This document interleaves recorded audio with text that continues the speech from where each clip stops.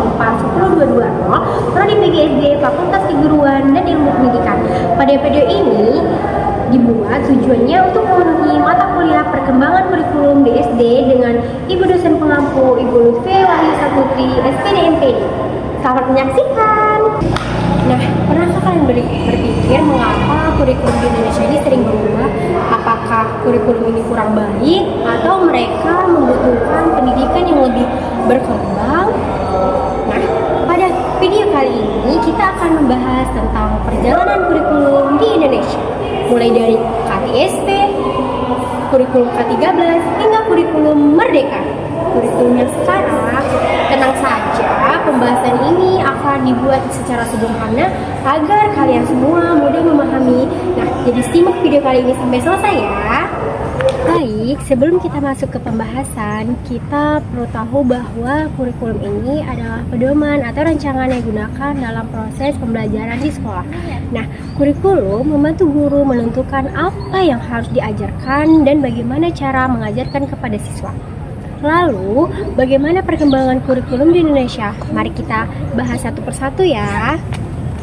Baik, yang pertama kita akan membahas tentang kurikulum KTSP, yaitu kurikulum tingkat satuan pendidikan, yang dimana kurikulum ini dimulai diterapkan pada tahun 2006.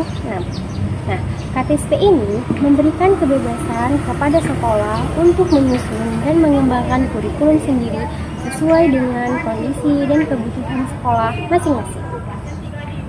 Misalnya, sekolah yang berada di daerah pertanian.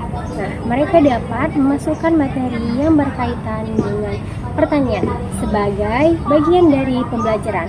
Dengan begitu, siswa dapat belajar sesuai dengan lingkungan tempat tinggal mereka masing-masing. Nah, dalam KTSP, guru memiliki peran yang sangat besar. Guru dibebaskan menentukan metode pembelajaran yang dianggap paling efektif bagi siswanya.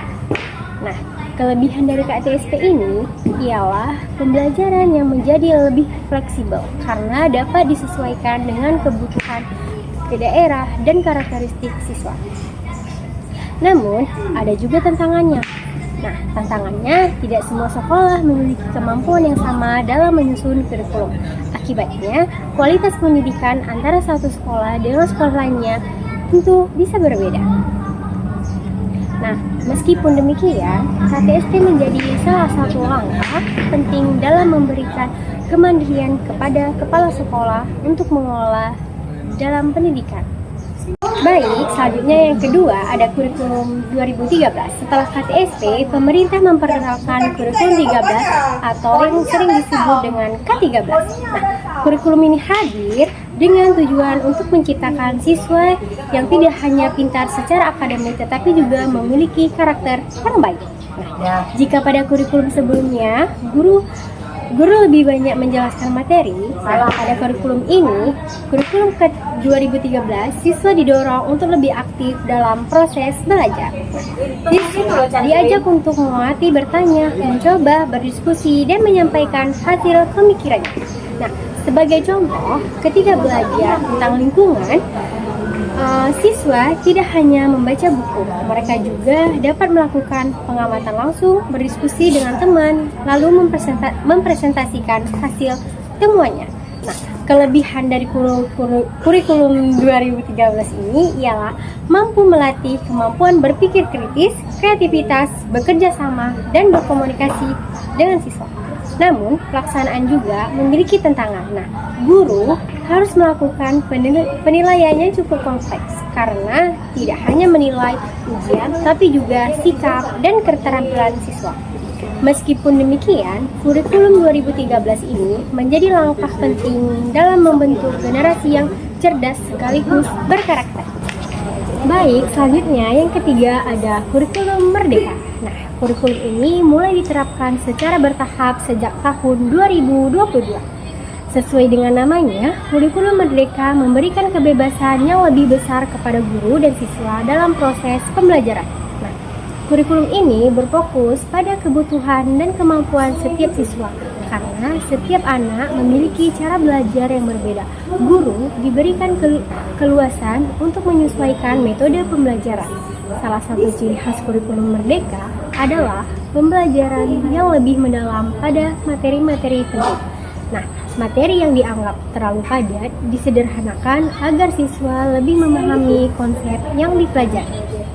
Nah, selain itu, terdapat kegiatan yang disebut dengan proyek penguatan profil pelajar Pancasila atau P5. Nah, melalui proyek ini, siswa belajar bekerja sama, berpikir kritis, memecahkan masalah, serta menerapkan nilai-nilai Pancasila dalam kehidupan sehari-hari mereka. Nah, misalnya, siswa membuat proyek daur ulang sampah, kegiatan peduli lingkungan, atau proyek kewirausahaan sederhana. Nah, kelebihan dari kurikulum Merdeka ini ialah pembelajaran menjadi lebih menyenangkan, fleksibel, dan sesuai dengan minat serta bakat siswa itu sendiri. Nah, karena itu, kurikulum mereka dianggap mampu menjawab tantangan pendidikan di era yang modern yang harus berkembang di era sekarang. Selanjutnya itu ada kesimpulan. Nah, pada pembahasan tadi, kita dapat melihat bahwa setiap kurikulum memiliki tujuan yang sama, yaitu meningkatkan kualitas pendidikan di Indonesia. KTSP memberikan kebebasan kepada sekolah memberikan dan mengembangkan pembelajaran sesuai dengan kebutuhan daerah. Yang kedua, ada kurikulum 2013 berfokus pada pembentukan karakter serta keaktifan siswa dalam proses belajar. Yang ketiga, ada kurikulum Merdeka, yaitu memberikan pembelajaran yang lebih fleksibel, mendalam, dan berpusat pada kebutuhan siswa.